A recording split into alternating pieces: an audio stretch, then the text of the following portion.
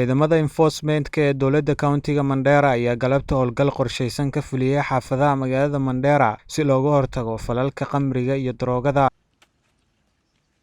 Howlgalkaasi oo si gaar uga dhacay xaafadda Bulatangi loo yaqaano ayaana lagu soo qabtay 4 eedeysane, kuwaasi oo isugu jiray 2 dumar iyo 2 rag, waxaana ay ku eedeysan yihiin samaynta iyo faafinta khamriga, gaar ahaan nooca loo yaqaano calaqa. Calaqaasi iyo weliba daroogada la qabtay ayaana lagu soo bandhigay xarunta waaxda kormeerka iyo cutubiyada ciidamada enforcement-ka ee Department of Devolved Units and Enforcement Service.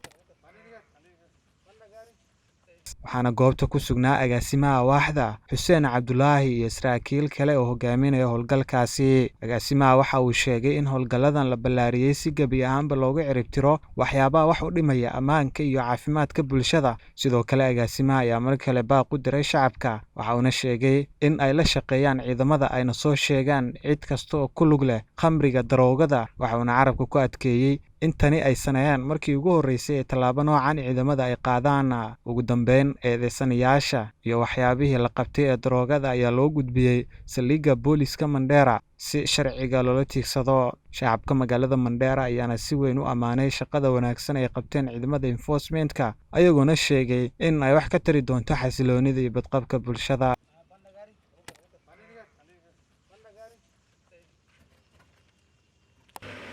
Ibrahim Nur Cabdiraxmaan, Countiga Mandera.